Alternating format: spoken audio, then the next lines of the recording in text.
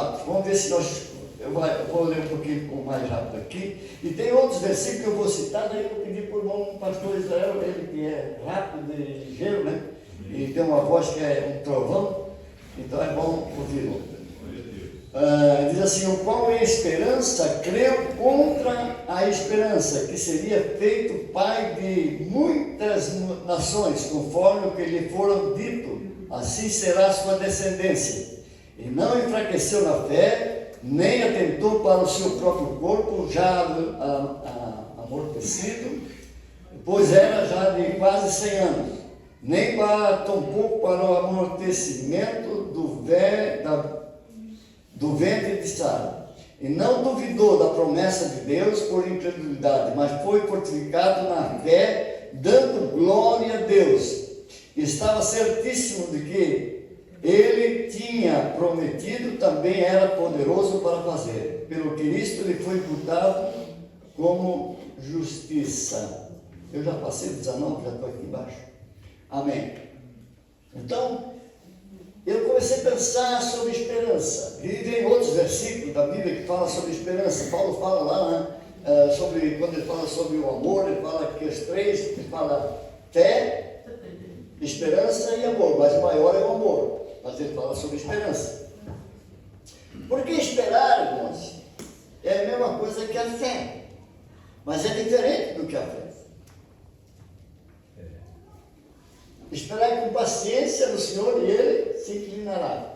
O salmista disse esperar com paciência. Mas esperar, no caso do apóstolo Paulo aqui, no caso do Abraão, ele esperava uma coisa que não era impossível. Era uma promessa que era impossível. Ele olhava para Sara, a Sara velhinha já caiu dos pedaços. Ele olhava para ele mesmo e disse: meu Deus, não tem como, vou esperar. E a coisa não acontecia. Por isso a gente às vezes até faz uma crítica, né? Porque a Sara faz uma proposta para ele e cai vai na onda da Sara e diz a Sara, dá uma ideia para eles. E a Agar estava por ali mesmo, eu disse: então vamos fazer, porque a coisa, nós dois estamos pela bola 7. Nós não temos mais jeito, nós estamos mortos. E a promessa Deus vai cumprir, e quiser dar uma mãozinha para Deus.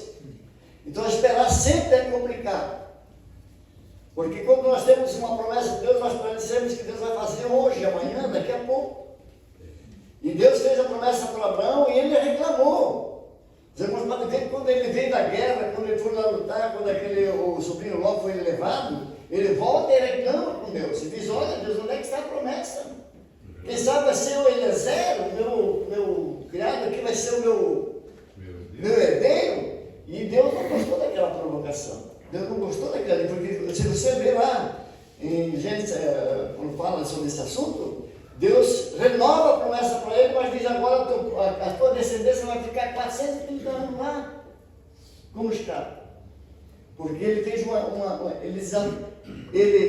por causa da promessa, ele irritou a Deus. Porque ele veio cheio de razão, com a luta. Que adianta eu vencer os inimigos? Que adianta eu vencer todo mundo? E a promessa não cumpre. Que tentou ganhar a guerra, agora deu o dízimo, fez tudo aquilo que o mundo já conhece. E agora, o que tu prometeu, não vem. Eu serei pai de uma grande multidão, E ele tinha certeza, porque Abraão era obediente. Porque ele quando Deus falou para ele: sai da tua terra e vai para a terra, uma terra desconhecida, ele saiu, obedeceu. Deus falava com Abraão, mas muitas vezes ele fez coisa com a cabeça dele, né? Mas ele é o pai da fé, o pai da nossa fé, o pai da fé. Pela fé, nós temos ele como o pai da fé, né? Porque ele creu. Mas ele, aqui fala da esperança. E ele tem esperança de uma coisa que não tinha lógica. Humanamente não tinha como.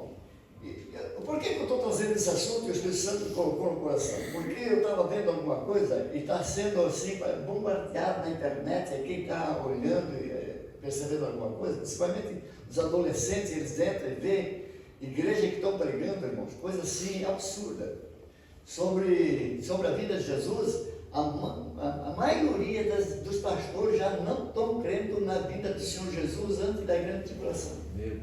Os irmãos já ouviram alguma coisa assim? Já ouviram? A maioria da igreja aqui é igreja grande, igreja muito grande, igrejas tradicionais. Não estão mais esperando Jesus na volta do Senhor Jesus, que nós vamos passar pela grande tribulação. A igreja vai passar no final da grande tribulação, que nós vamos passar por essa tentação, e nós vamos ser no último aninho que Jesus vai arrebatar a igreja. Não tem como, irmão. A igreja não tem condições de fazer isso aí. Porque nós temos a boda do Cordeiro. Também nós não vamos para o céu. Jesus nunca disse que nós vamos para o céu. O céu de Deus.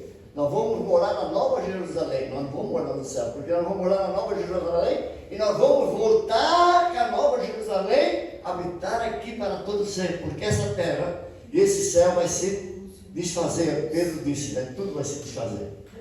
Aleluia! Então nós estamos falando sobre esperança. E Paulo disse que nós vamos ter tempos difíceis, trabalhosos. Nós estamos vivendo esse erninho, esse fenômeno que vai estar acontecendo, vai acontecer, estão apavorados. Já parece que 2.400 pessoas já morreram na Europa só de calor, estão derretendo tudo. E vai ser assim uma coisa, eles não sabem ainda o que vai acontecer sobre esse erninho. Então eles têm na internet está cheio, e que isso já é o início da tribulação. Então eles estão levando nesse sentido, mas eles não sabem, irmão, porque quando Deus vai tocar a trombeta dele, para vir as pragas, eles nem imaginam o que é, aí vão sentir o que eu penso da mão de Deus, que aí Deus vai mostrar a ira dele nessa grande tribulação.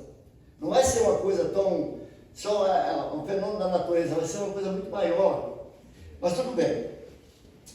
Esperança. Faz 50 anos que eu aceitei Jesus. Vai fazer 50 anos que nós aceitamos Jesus. Para mim é a mesma coisa que foi ontem que aceitei Jesus. Eu estou crendo que Jesus está vindo. Eu creio. Eu passei para os meus filhos, eu passei para os meus netos, que Jesus está voltando. Esse tempo eu falei para os meus netos, e eles ficaram apavorados, né? Eu disse, não, Jesus vai voltar. Jesus vai arrebatar a igreja. Jesus vai arrebatar a igreja. Nós cremos no arrebatamento. Nós temos a salvação, o perdão dos pecados. Nós temos o batismo com o Espírito Santo e nós cremos na volta do Senhor Jesus. Aleluia, nós estamos esperando. É uma coisa que nunca aconteceu, porque não tem como. Quando você começa a analisar como é que vai ser, não importa como vai ser. Deus faz o que Ele quer, porque Ele tem poder. Aleluia, todo poder é dele. Ele pode fazer o que Ele quer. E às vezes eu fico pensando com o arrebatamento, né? Antigamente era, não sei se o irmão lembra, que antigamente nós pregávamos muito sobre a volta de Jesus. Era pregado todo o culto, e inclusive fazia-se assim, medo na igreja sobre a vida de Jesus. Nada, irmãos, a vida de Jesus é a nossa vitória completa. A vida de Jesus é a coisa mais linda para o cristão, é a volta do Senhor Jesus, é o arrebatamento.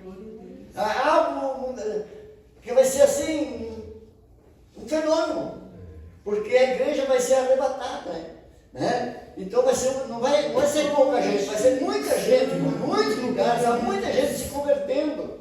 Aleluia, onde não está chegando o evangelho através de pessoas, o próprio Jesus estava enviando anjo e os muçulmanos estão se convertendo dentro de casa. Aleluia, através de sonhos, através de coisas, Jesus está salvando. Outros que são crentes estão se desviando. Mas Jesus está salvando gente, muita gente ainda. Aleluia. Porque Jesus não vai perder o nosso inimigo. Jesus é maravilhoso. Aleluia. Glória a Deus. Aleluia. Daí eu estava pensando sobre essa esperança.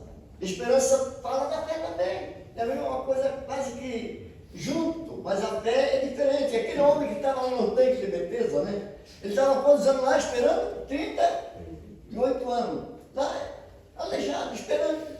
Esperando o que, irmãos? Para que alguém colocasse na água, não tinha ninguém que colocasse na água.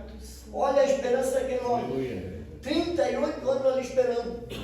Então, irmão, não importa quanto tempo você está esperando, Jesus vai voltar. Aleluia. Renova a tua esperança. Aleluia. Jesus é um fato real. Jesus vai voltar. Jesus disse assim, como nos dias de Noé, assim vai ser a volta do Senhor Jesus. Aleluia, saímos, dois estão trabalhando, dois estão dormindo, um será deixado, outro será levado, vai ser uma surpresa completa, aleluia. A palavra de Deus é clara, Jesus vai arrebatar a igreja, aleluia. A igreja é o corpo corpo de Cristo, é nós que estamos aqui, aleluia. Aleluia. Glória a Deus, você não vai ser arrebatado porque você é mais santo do que eu, você vai ser arrebatado porque você creu e aceitou Jesus, aleluia. Não é pelos teus méritos, não é por mérito de ninguém, não é por uma religião, não é por uma placa de igreja que nós vamos ser salvos, nós somos salvos pela graça, aleluia. Porque ninguém é bonzinho, irmão, ninguém é melhor do que ninguém. Todos nós temos nossos defeitos, todos nós temos nossos erros, mas a misericórdia de Deus é a causa do Senhor Jesus. Aleluia. Aleluia. Fomos achados e alcançados pela graça. Aleluia. Glória a Deus. Fomos alcançados pela. Eu fico pensando, quanta gente melhor que eu, mas Jesus quis me salvar. Aleluia. Meus irmãos, nós somos família de 14 irmãos. Eu aceitei Jesus e nunca parei, nunca dei um passo para trás. Mas alguns irmãos meus aceitaram Jesus e voltaram. Outros agora estão vindo e nós estamos orando porque Deus fez uma promessa para minha mãe que todos os filhos dela, Jesus ia salvar. E ela achava que antes dela partir, Jesus ia salvar. Eu dizia, mãe, não é assim. O que eu entendi que Jesus falou para a mãe é que todos vão ser salvos. Mas não quer dizer que eles vão para a igreja antes de morrer. Eles vão ser salvos, mas não que vão para a igreja. Porque não precisa ir para a igreja para ser salvo. Eles podem ser salvos antes de morrer. Aleluia. E estão vindo. O Genésio já morreu 3 vezes e não morre. Irmão, pensa num homem que morre e não morre. O médico diz, não, está morto. Está morto. Já outro meu irmão, o Vilmar lá, o Genésio depois o médico chamou, porque ele não tem mais pulmão, ele tomou tanto já, tomou tanto. Não tem mais pulmão, não tem mais, tomou tanto e tomou tanto que ele não tem mais pulmão, não tem mais nada, não tem coração, tem metade, só, não sei, cresceu outra veia, porque o coração já não tem mais, então ele trabalha com outra veia, ficou crente, desceu as águas, porque morreu 3 vezes. Aí chegou meu irmão lá, tinha morrido, daí ele disse, mas se fosse teu irmão, o que o senhor fazia? Entubar, foram entubar e viveu de novo. Aí quando eles saíram, morreu de novo. Aí voltou de novo. Aí outro dia ele morreu de novo, daí ele teve uma visão. Ele disse, não, volta e avisa o Neco, que é o Vilmar, e avisa o Lino. O Lino já aceitou Jesus, também era bebedor. Pensa num, né, vivia bebendo o dia inteiro. Agora está crente. Aleluia. O Genésio, mas sem pulmão, sem coração. Está aí na igreja toda quinta-feira, ele só vai na quinta, porque ele não pode outro dia, mas não dá para dizer que ele vai na igreja, porque a casa dele é hospital. Ele morou um tempo em Camboriú, eles nem aceitavam mais no hospital, porque ele só está no hospital. Ele em casa passa um dia, 2 dias por mês em casa, o resto é no hospital. A mulher dele está com um negócio, aquele cilindro, né? De oxigênio, ela não veio também, por causa de, ela é fumada, por causa do fumo, né? Eu acho que a cachaça também passou um pouquinho para ela, porque moram já há 52 anos juntos, né? Foi o primeiro que casou, e acho que a cachaça passou um pouquinho para ela também, porque ele tomou tanto, mas Jesus tem uma promessa com a mãe. Aleluia. Aleluia. Aleluia. E eu digo para meus irmãos, Deus fez uma promessa para a mãe. Vocês, eu falo para o Vilmar, eu oro muito para o Vilmar, porque ele vive tomando, bebendo e fumando. E tem a Lourdes ainda que não veio, mas é muitos, né? Então são 14. Aleluia, mas Jesus está salvando. Aleluia, porque as promessas de Deus. O que Deus prometeu para ti, Deus é justo e fiel. Parece impossível, querido. Parece impossível. Abraão aqui era impossível. Ele olhava para Sara e disse, Sara, não tem como Deus fazer de nós a descendência, deixar uma grande descendência como Deus falou. Não tem como. Sara disse, é verdade, velho. Vamos dar um jeito, aí está certo, vamos dar um jeito, deram um jeito, mas não deram um jeito. Porque Deus não queria do jeito deles, queria do jeito dele. Aleluia. E de repente a Sara velhinha lá grávida. Aleluia. Aleluia. Quando o anjo falou que ela ia ter filho, ela riu. Porque ela disse, esses caras estão loucos. Os anjos estavam falando com Abraão lá fora, e ela ouviu. E ela deu risada, porque ela disse, esses caras estão doidos, quer dizer que vão ficar grávida. Não que eu vou ficar grave, é porque era possível, mas a Bíblia diz que ele creu, que ele esperou contra a própria esperança. Contra a própria esperança. Não havia esperança, mas ele creu, ele esperou contra a própria esperança e Deus foi fiel. Aleluia. Amém. Bendito Deus. Aquele que espera no Senhor, Deus nunca vai decepcionar. Espera em Deus. Se Deus fez uma promessa, não continua esperando. Aleluia. Não tem. Porque para Deus 1000 anos é como um dia e um dia é como 1000 anos. Não tem. Nós é que temos horário, né? Nós temos o tempo, mas para Deus não existe tempo. Aleluia. Nós parece que Deus devia ter feito ontem, mas Deus faz o tempo dele, o tempo certo. Bendito seja o nome do Senhor. Glória a Deus. Glória a Deus. Eu tenho aqui um monte de versículos, mas não vou falar. O tempo passou muito rápido. Eu quero deixar essas palavras nessa noite. Continua esperando Jesus. Aleluia. Olhando para o autor e consumador da nossa fé. Aleluia. Com esperança, certeza. Como que ele vai fazer? Eu não sei. Eu às vezes penso assim num choque. Vai dar um choque, eu vou estar lá com Deus. Num choque, sabe? Um choque é tão rápido. Eu já levei choque. Eu sei que o choque é tão rápido que você não dá tempo de piscar, né? Vai ser mais ou menos o arrebatamento, vai ser um choque. O choque nós já vamos estar lá, porque no abrir e fechar de olho nós já vamos estar lá. Vai ser uma coisa muito rápida, é tão lindo, vai ser gostoso, porque nós não vamos passar para a morte. O justo não passa para a morte. Porque nós passamos da morte para a vida. Aleluia. Então, para o justo, para aquele que aceitou Jesus, não tem morte, irmão. Não é. A morte é a palavra que nós usamos verbalizar, porque Jesus diz: aquele que aceitou Jesus passou da morte para a vida. Quem tem vida em Jesus tem a vida. Ele não tem mais a morte. Quando a morte chega, o anjo já levou. Já está com o anjo, já está com Deus. Aleluia. Então a morte só leva um susto quando chega perto do crente. Só chega lá, só encontra o corpo, porque a alma, o espírito já foi, porque o anjo é mais ligeiro do que a morte. A morte é um bicho, A Bíblia diz que a morte é o último, né? E Paulo falou sobre ela. Quando ela chega, irmão, todo mundo tem medo dela, né? Tem assim não. Alguém já viu a morte? Deve ser feio, irmão, porque eu já vi gente morrer gritando, e dizendo, gritando. E esses dias, um pastor disse para mim, e eu soube alguma coisa dele, fez umas besteiras. Ele disse: pastor, irmão Ivo, eu estava morrendo, sabia que ia para o inferno. Eu sabia que ia para o inferno, eu tinha certeza que ia para o inferno, ele estava morrendo. E meu filho veio aqui e disse: pai, por favor, sai daqui, vai lá no apartamento. E de repente ele deu um estralo na cabeça dele. Disse: eu vou para Curitiba, na casa das minhas irmãs, que são crentes, e no meu irmão. E graças a Deus ele disse: eu me converti de novo. E estou agora só orando, esperando a volta do Senhor Jesus. Então, irmãos, aleluia, a misericórdia de Deus é a causa de não sermos consumidos. Não é por ele ser pastor, irmãos. Entrou numa depressão profunda e ele disse, ele sabia que ia morrer do jeito que ele estava.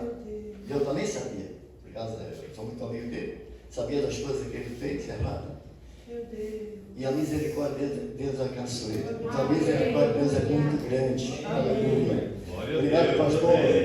Deus abençoe. Continuamos esperando, mesmo que parece impossível, mas Deus vai fazer coisa grande e maravilhosa na vida dele, na vida da tua família, na vida de quem ele prometeu, irmão. Ele é fiel para cumprir o que ele promete.